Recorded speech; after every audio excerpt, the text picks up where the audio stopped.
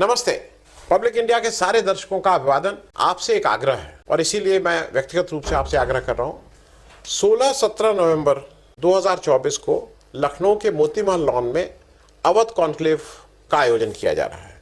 आग्रह यह है कि अवध कॉन्क्लेव को सफलतापूर्वक आयोजन के लिए धन की आवश्यकता है। हम लोग पहले इसको करते रहे हैं, दूसरे नाम से करते रहे हैं, अवध कॉन्क्लेव, लोकमत सम्मान इत्यादि इत्यादि नाम से। लेकिन इस बार अलग अलग विषयों पे डिस्कशन होगा। देश के अपने अपने स्पेशलिस्ट आएंगे और इन सबके लिए मैं एक QR कोड आपको दे रहा हूं। इससे आप ब्रोशर डाउनलोड कर सकते हैं, देख सकते हैं क्या रूपरेखा है। लेकिन आपसे फिर से एक बार अपील है कि इस आयोजन को सफल बनाने के लिए थोड़ी आर्थिक मदद करें। बहुत बहुत धन्यवाद। जय संविधान, जय भीम, महात्मा गांधी की जय, गोडसे मुर्दाबाद।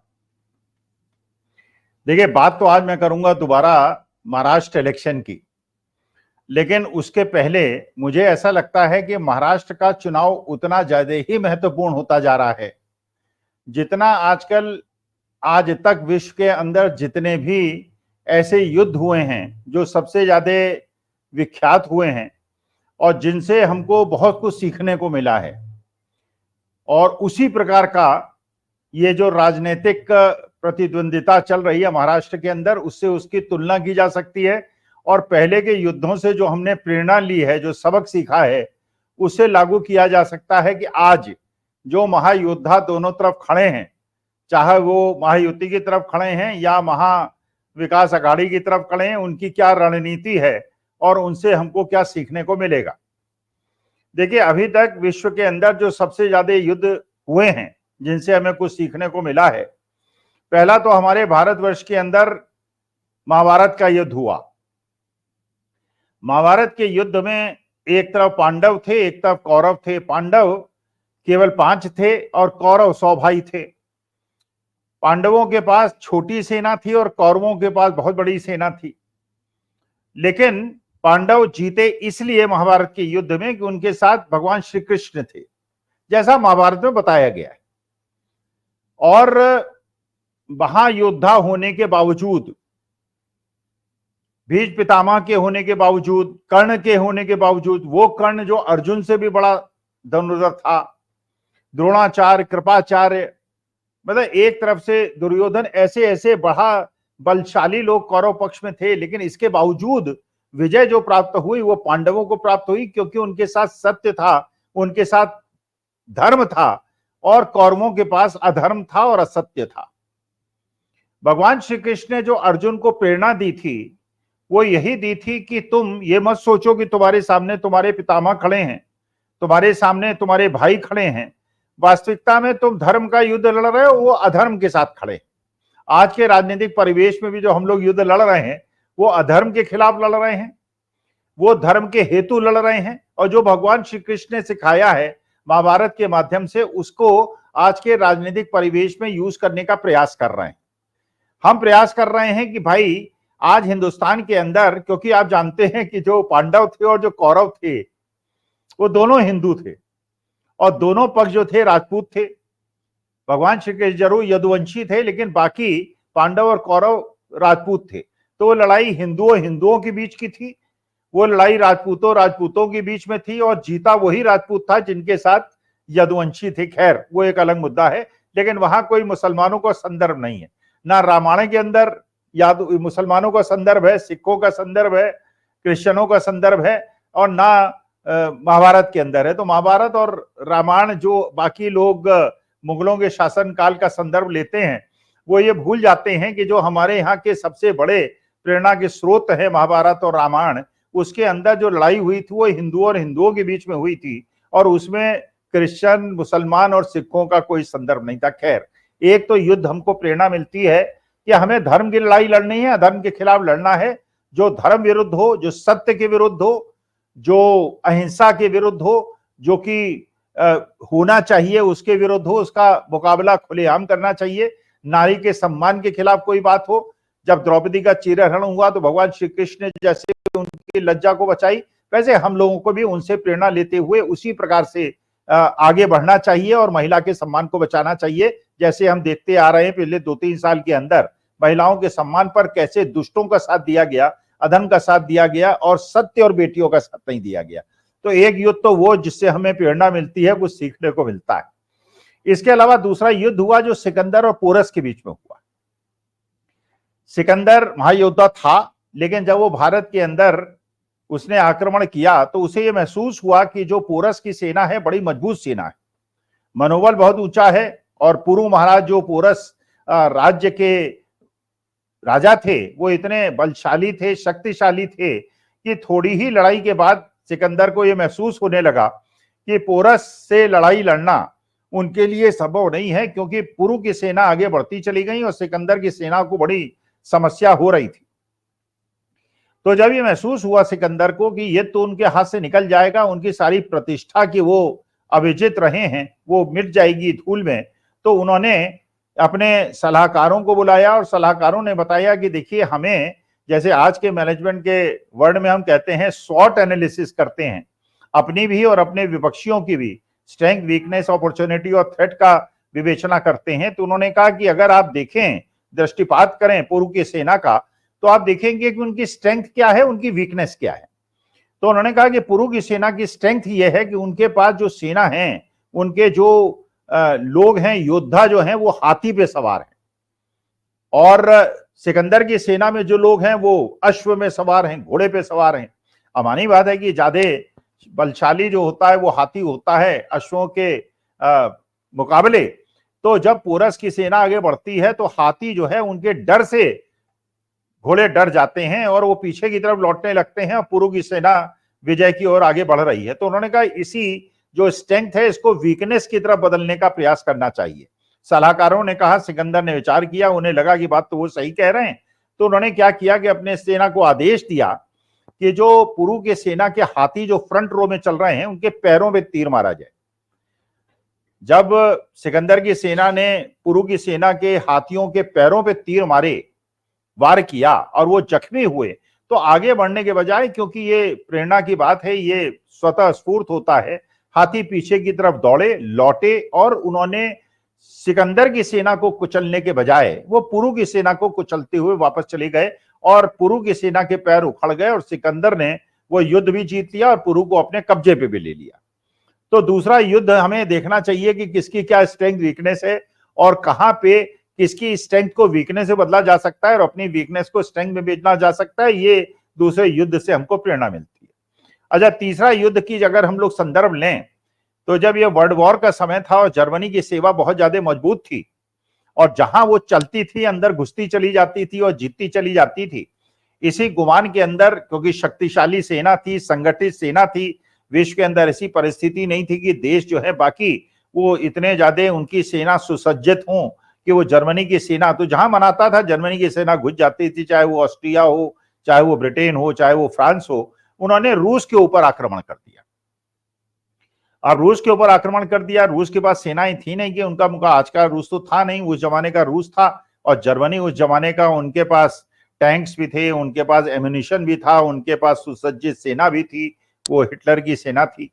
तो उसमें जब वो आगे की तरफ बढ़े तो रूस की सेना ने महसूस किया कि लड़ने में तो हम लोग सक्षम नहीं है, तो उन्होंने एक रणनीति बनाई, और रणनीति ये बनाई कि जो ये जर्मनी की सेना है इनको घुसने दिया जाए, इनको आगे बढ़ने दिया जाए, इन पे अवरोध पैदा न किया जाए और इनको रोकने का प्रयास ना हो। और उन्होंने अपनी सेना को यह आदेश दिया कि आप पीछे की तरफ हटते चले जाइए, और इसके साथ साथ जो किसान थे, जो खेत थे, जो खलियान थे, जो बसी हुई आबादी थी, उनसे भी कहा कि आप पीछे की तरफ हटिए और अपने खेतों को जला दीजिए, आपके जो खलिहान है उनको जला दीजिए, खाने की सामग्री को जला दीजिए, और पीछे की तरफ आ जाइए, हम आपकी व्यवस्था करेंगे। अच्छा, जर्मनी की सेना को यह लगा कि भाई ये तो रूस में तो हमारा कोई अवरोधी पैदा नहीं हो रहा, इस तरह तो हम बड़े भूभाग पे कब्जा कर लेंगे। वो आगे बढ़ते चले गए, रूस के लोग पीछे हटते चले गए। अच्छा, ये अंदाजा नहीं किया था, ये स्ट्रेटेजी नहीं बनाई थी जर्मनी की सेना ने। उन्होंने ये महसूस नहीं किया था कि जब जाड़े का समय आएगा तो क्या होगा। अब जाड़े का समय आया, रूस के अंदर आप जानते हैं कितनी ज्यादा ठंड पड़ती है, बर्फ जम जाती है, चारों तरफ कुछ बर्फ के अलावा दिखाई नहीं पड़ता है। तो वो जाड़ा आया तो वही हुआ, चारों तरफ बर्फ ही बर्फ थी। और जब वहां पे सेना जो लड़ाई करते करते आगे बढ़ते बढ़ते थक गई थी, जो उन्होंने पड़ाव किया, तो जो साथ खाना लाए थे उनका साथ का खाना खत्म हो गया।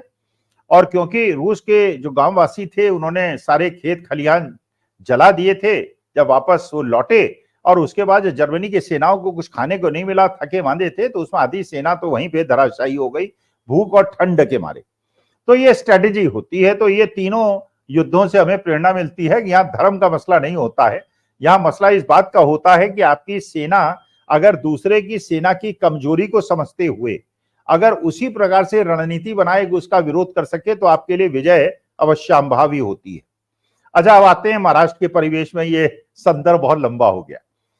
महाराष्ट्र के संदर्भ में लगता है, जो अभी तक महसूस हो रहा था, लोग कह रहे थे, कुछ कह रहे थे कि चाणक्य जो थे वो गुजरात के थे, कोई कहते हैं कि चाणक्य बिहार के हैं, कोई बंगाल के हैं, लेकिन महाराष्ट्र के लोग कहते हैं कि शरद पवार वहां के चाणक्य हैं। अब वहां की जरा राजनीतिक जो पेशबंदी हो रही है इस चुनाव में, जो असेंबली के चुनाव में हो रहे हैं, पहले पार्लियामेंट के चुनाव में तो शरद पवार ने अपना खेला दिखाई दिया था, और इस बार जो हो रहा है उसका एक नमूना देखने को मिलता है। देखिए, शरद पवार ने एक बहुत बड़ा ऐसा मूव कर दिया है जिनसे 3 मैसेजेस मिलते हैं। अच्छा, मैसेजेस क्या मिलते हैं? पहले तो यह बात समझने का प्रयास किया जाए कि मानखुर्द शिवाजी नगर में, वहां पे जो आज के तारीख में विड्रॉल के बाद जो स्थिति बन के सामने आई है, उसमें अबू आजमी समाजवादी पार्टी से लड़ रहे हैं, बुलेट पाटिल एकनाथ शिंदे शिवसेना से लड़ रहे हैं, और वहां पे बाकी नवाब मलिक लड़ रहे हैं। अच्छा, नवाब मलिक और अबू आजमी एक दूसरे के खिलाफ खड़े हैं। अबू आजमी साहब भी उत्तर प्रदेश के रहने वाले हैं ओरिजिनली, और नवाब मलिक साहब भी उत्तर प्रदेश के रहने वाले हैं। 3 पुश्तों से ये लोग मुंबई के अंदर रह रहे हैं, लेकिन ओरिजिनली ये लोग बलरामपुर के नवाब मलिक साहब हैं, और अबू आजमी जो हैं वो आजमगढ़ के हैं। उत्तर प्रदेश के 3 पुश्तों से ये लोग मुंबई में रह रहे हैं, और दोनों महाराष्ट्र के और मुंबई के धागल नेता हैं, एग्रेसिव नेता हैं, और इनकी अपनी अपनी पकड़ है। अच्छा, अबू आजमी साहब समाजवादी पार्टी के महाराष्ट्र के अध्यक्ष हैं और बहुत बड़े नेता हैं समाजवादी पार्टी के, और अखिलेश यादव का उन्हें बहुत ज्यादा आशीर्वाद प्राप्त है, और वही स्टेटमेंट दिया करते थे समाजवादी पार्टी के माध्यम से।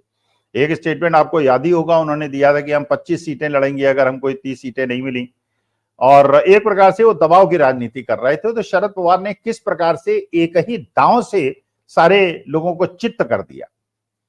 पहला उन्होंने क्या किया कि वहां पे मानखुर्द शिवाजी नगर पे उन्होंने कैंडिडेट नहीं उतारा, बल्कि वहां पे बुलेट पाटिल जो है वो कैंडिडेट हैं। आज की तारीख में जो वहां पे त्रिकोणीय मुकाबला है, तो नवाब मलिक के खिलाफ अबू आजमी है और वहां पे बुलेट पाटिल है, मानखुर्द शिवाजी नगर में। अच्छा, अबू आजमी भी बड़े नेता हैं और नवाब मलिक भी बड़े नेता हैं, दोनों मुसलमान नेता हैं, दोनों अल्पसंख्यक नेता हैं। अच्छा, जो नवाब मलिक साहब हैं वो पहले शरद पवार के बहुत ज्यादा नजदीक थे, आपको पता ही है। सबसे ज्यादा एग्रेसिव स्टेटमेंट अगर कोई दिया करते थे, और सबसे ज्यादा देवेंद्र फडणवीस के खिलाफ कोई बोला करते थे, और सबसे ज्यादा जो कांड हुआ था जिसमें शाहरुख खान के बेटे को पकड़ा गया था और समीर वानखेड़े का मामला हुआ था, तो समीर वानखेड़े का भी सबसे ज्यादा अगर विरोध किसी ने किया था वो नवाब मलिक ने किया था। नवाब मलिक को उसकी सजा भुगतनी पड़ी थी। बाद में ये बताया गया भारतीय जनता पार्टी की तरफ से कि जो नवाब मलिक हैं ये दाऊद इब्राहिम के दोस्त हैं, ये एंटी नेशनल हैं, इनके माफिया से संबंध हैं, और उस आरोप पे उनको जेल भेज दिया गया था। अच्छा, जेल में रहे। अब जेल में मानी बात है कि ये हुआ कि साहब नवाब मलिक साहब का तो जीवन खत्म हो गया। तो नवाब मलिक साहब ने शायद, हो सकता है, मुझे स्पष्ट नहीं है, लेकिन हो सकता है एक समझौता हुआ कि आपको हम जेल में छुटवा देंगे, लेकिन निकल के आप शरद पवार के पास नहीं जाएंगे जो आपके राजनीतिक गुरु हैं, आप अजीत पवार के पास जाएंगे। उन्होंने कहा ठीक है। वो बाहर निकले, वो अजीत पवार के पास आ गए और अजीत पवार की पार्टी में आ गए, तो ये महायुति में आ गए, और महायुति में वो व्यक्ति आ गया जो कि दाऊद इब्राहिम का साथी है और एंटी नेशनल है। तो अब ये जवाब तो देना पड़ेगा महायुति वालों को, भारतीय जनता पार्टी वालों को, देवेंद्र फडणवीस को, कि नवाब मलिक आपके महायुति के कैसे बन गए। और अगर अजीत पवार उनको, पहले तो वो इंडिपेंडेंट कैंडिडेट के थे, उन्होंने पर्चा दाखिल किया था, लेकिन अंतिम समय में अजित पवार ने उनको अपने पार्टी का सिंबल घड़ी दे दिया। तो इसका मतलब यह है कि आपके ही एक पार्टी का घटक आपको चुनौती देते हुए अगर नवाब मलिक दाऊद इब्राहिम के मित्र को वहां से टिकट देता है, इसका माने वो आपकी सुन नहीं रहा। जबकि हमने तो सुना था दिल्ली के अंदर जो मीटिंग हुई थी जिसमें अमित शाह साहब ने मीटिंग बुलाई थी, उन्होंने स्पष्ट कहा था कि हम सबका तो समर्थन करेंगे, नवाब मलिक का समर्थन नहीं करेंगे, और ये बात सारी सर्कल्स में फैल गई थी। इसके बावजूद अगर नवाब मलिक को टिकट मिला, अच्छा चलिए, एक बात तो ये हुई कि जो बीजेपी का पूरा और एकनाथ शिंदे का नैरेटिव था वो फेल हो गया, जो एक एंटी माइनॉरिटी नैरेटिव था और एंटी पाकिस्तान नैरेटिव था, क्योंकि दाऊद इब्राहिम का समर्थक अगर महायुति के कैंडिडेट में है, वो नैरेटिव अजीत पवार ने शरद पवार के इशारे में मेरे ख्याल से वो नैरेटिव को फेल कर दिया। अगर नवाब मलिक जीत गए तो अबू आजमी हार जाएंगे, अबू आजमी हार जाएंगे तो समाजवादी पार्टी का सबसे बड़ा नेता हार जाएगा। तो क्या शरद पवार ने इनडायरेक्टली अबू आजमी को भी यह मैसेज दे दिया कि अगर तुमने बहुत ज्यादा राजनीति करके जो बाहर बढ़ के स्टेटमेंट दिया था जिसकी कोई आवश्यकता नहीं थी, हम वैसे ही तुम्हारे लिए सीटें छोड़ रहे थे, और उसकी वजह से अब तुम्हारे को जीत हार का मुकाबला। तीसरे जो कैंडिडेट हैं वो हैं बुलेट पाटिल, तो हिंदू कैंडिडेट हैं और ये दोनों मुसलमान हैं, तो अगर यहाँ डिवीजन ऑफ वोट होता है तो बुलेट पाटिल भी निकल सकते हैं। तो एक प्रकार से शरद पवार ने, अच्छा इसका मतलब यह है कि अजीत पवार जो है शरद पवार के इशारे पे काम कर रहे हैं। अगर अजीत पवार वास्तविकता में महायुति के अच्छे घटक होते और वो वास्तविकता में डिप्टी चीफ मिनिस्टर के पद पे बने हुए हैं, और अगर उनको स्नेह होता महायुति को जिताने में, उद्देश्य होता महायुति को जिताने में, तो नवाब मलिक के माध्यम से वो बीजेपी का नैरेटिव क्यों फेल करते? तो इसका मतलब यह है कि अब तो तीर कमान से निकल चुका है, अब तो उम्मीदवार वापसी की भी डेट निकल चुकी है। अब नवाब मलिक अगर बैठ गए हैं उस सीट पर और नैरेटिव को फेल करके बैठ गए हैं, और अगर उन्हें मान लीजिए 15-20 सीटें अजीत पवार को मिल जाती हैं, और कल मान लीजिए इलेक्शन जो है वो करीब करीब बराबरी में छूटता है और अजीत पवार शरद पवार के पास चले जाते हैं और फिर डिप्टी चीफ मिनिस्टर बन जाते हैं, उद्धव ठाकरे चीफ मिनिस्टर बन जाते हैं, तो महायुति की तो बिल्कुल सारी रणनीति फेल हो गई। अच्छा, जिस प्रकार से अजीत पवार और एकनाथ शिंदे दूसरे के खिलाफ भिड़े हुए हैं, जिस प्रकार से राज ठाकरे के बेटे के खिलाफ माहिम में जो राज ठाकरे के बेटे लड़ रहे हैं, उनके खिलाफ एकनाथ शिंदे ने, शिवसेना ने अपना एक प्रेस्टीज इशू बना लिया है, उन्होंने भी अपना कैंडिडेट खड़ा कर दिया है, और वहां पे अपने शिवसेना उद्धव ठाकरे ने भी अपना कैंडिडेट खड़ा कर दिया है। तो राज ठाकरे की जो एक एम्बिशंस थी कम से कम महायुति के माध्यम से अपने बेटे को चुनाव लड़ा लूंगा, वो भी उनकी समस्याग्रस्त हो गया, वो भी परेशानी में पड़ गए। अच्छा, इसके अलावा आज के तारीख में महाराष्ट्र के अंदर शायद ही एक ऐसा परिवार हो जिसमें एक परिवार के 2 सदस्य एक ही महायुति से या महाविकास अघाड़ी से चुनाव लड़ रहे हैं। तो नवाब मलिक इंडिपेंडेंट एनसीपी अजीत पवार के टिकट पे लड़ रहे हैं, और उनकी बेटी सना वो बगल की सीट अणुशक्ति नगर से चुनाव लड़ रही हैं, जहां से पहले नवाब मलिक विधायक हुआ करते थे। तो नवाब मलिक अणुशक्ति नगर से होते थे और अबू आजमी जो है वो इसमें मानखुर्द शिवाजी नगर से होते थे। अब परिस्थिति दोनों, अब तो नवाब मलिक साहब तो खुद भी चुनाव लड़ रहे हैं महायुति से, और उनकी बेटी भी महायुति से चुनाव लड़ रही है। तो सबसे बेटर स्थिति तो उस व्यक्ति, तथा कथित व्यक्ति की हो गई जो कि दाऊद इब्राहिम का दोस्त है। तो महायुति के तो पूरा नैरेटिव फेल कर दिया शरद पवार ने।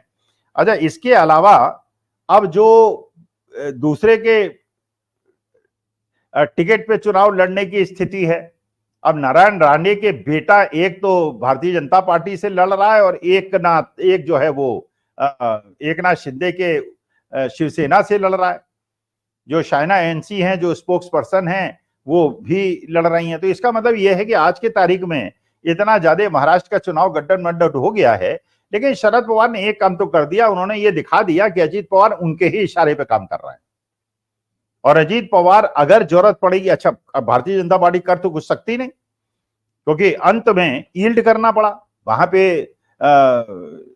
जो नवाब मलिक है उनको कैंडिडेचर उनका सामने आ ही गया, और वहां पे अब परिस्थिति भी बहुत अच्छी है। अच्छा, अणुशक्ति नगर में जो स्वरा भास्कर के पति हैं उनको टिकट मिल गया, और वो पहले वास्तविकता में एक तरह से वो जो क्या नाम है उनका, फहाद, तो फहाद जो है वो समाजवादी पार्टी के कार्यकर्ता है, बेसिकली अखिलेश यादव के और अबू आजमी के बहुत नजदीक हैं।